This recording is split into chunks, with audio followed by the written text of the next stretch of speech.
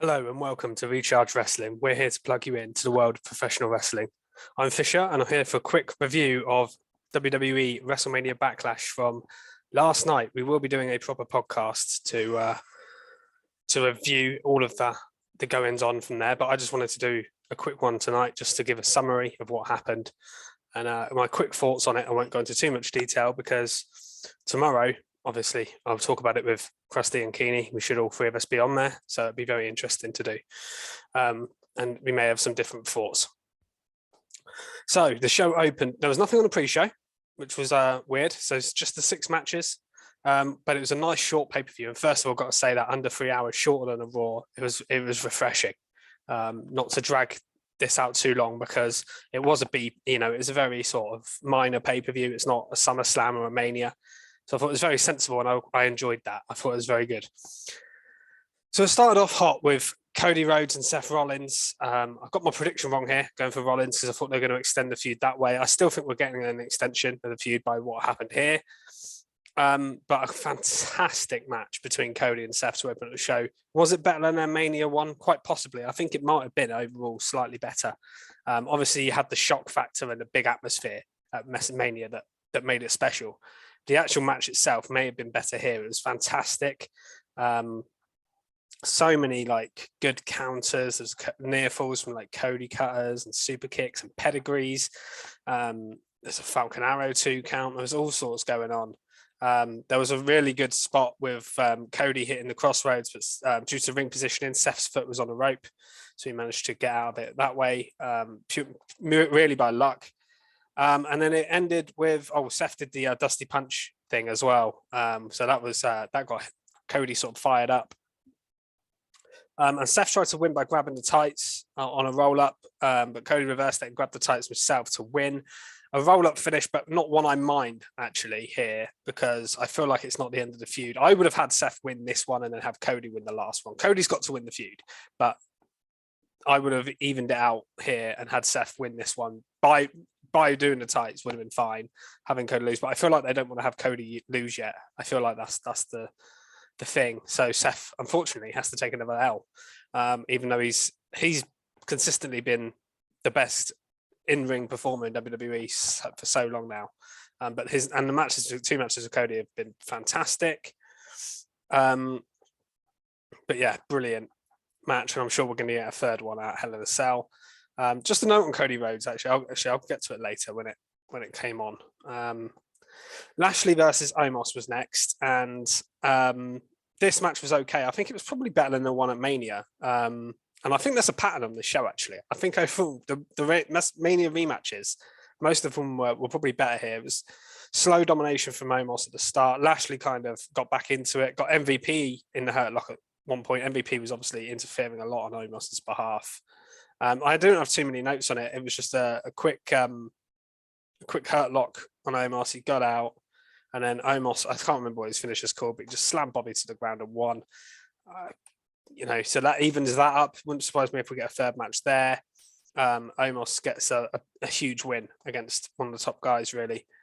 And then we had AJ Styles v Edge was the third match, and this was really, really good. Started off really hot. He went for an Asai moonsault straight away, AJ Styles, and then he tried to go for early phenomenal forearm, but Edge countered it. There were some really good near falls in this as well. Again, very, very good match, but you'd expect that from these two. But the main talking point really was the sort of end of the match. So Damian Priest obviously was banned from ringside, but he comes down to the edge of the sort of ramp.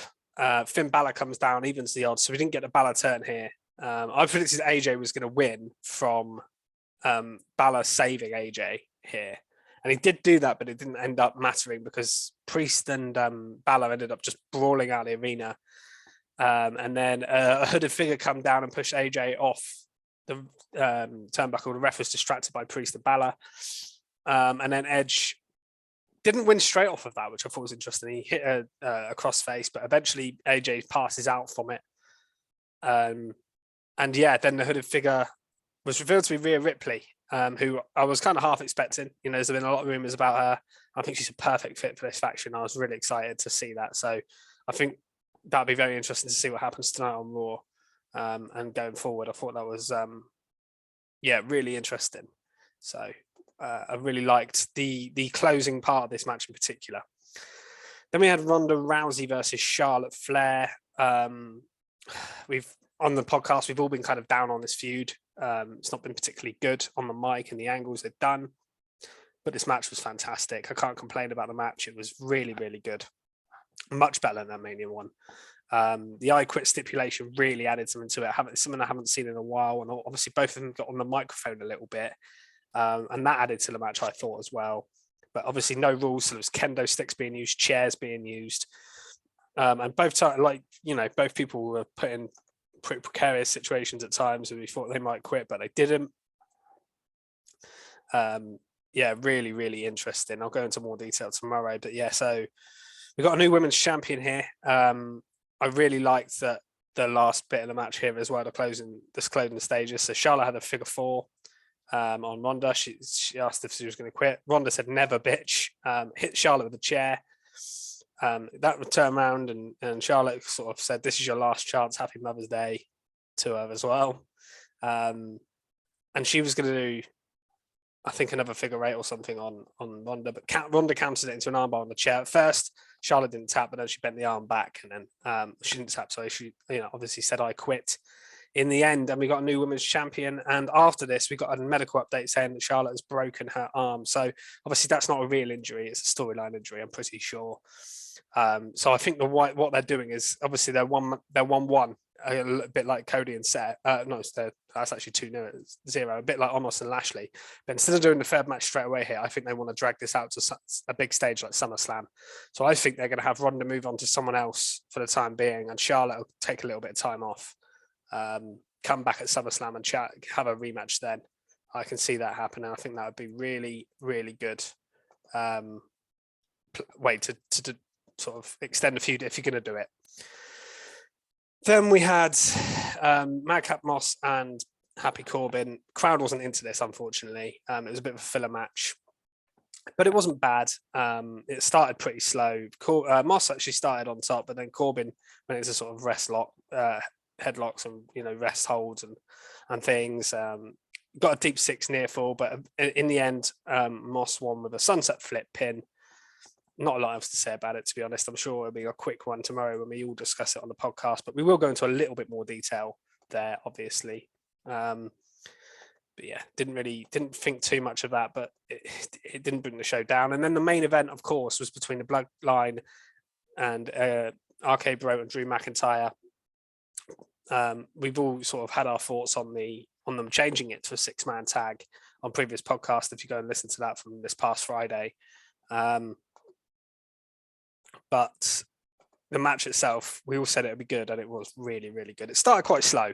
The Usos were sort of working over Drew, and then Riddle and Roman tagged in, but then tagged straight back out. And it took a while to get going, but once it did get going, it was really, really good. Drew had like a brilliant little fiery offense, and then Orton tagged in, and it was awesome. The crowd was so into him.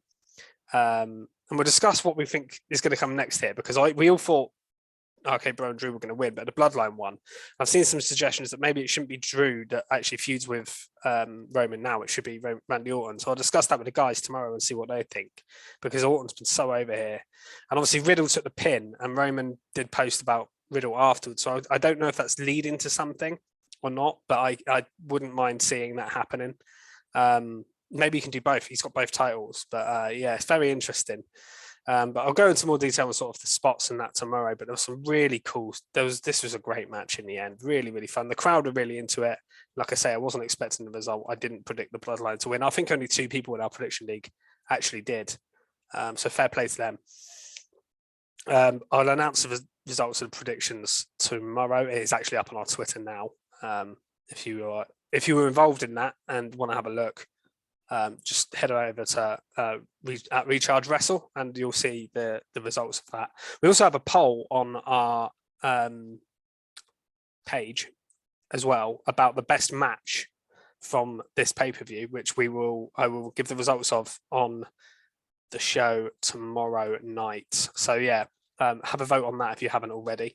Yeah, like I said, follow us on Twitter at Recharge Wrestle. Follow Robot Republic at Robot Republic _, and we'll see you very soon. Like I say, back tomorrow for a full pod. But I hope you enjoyed my quick summary of WrestleMania Backlash. Goodbye.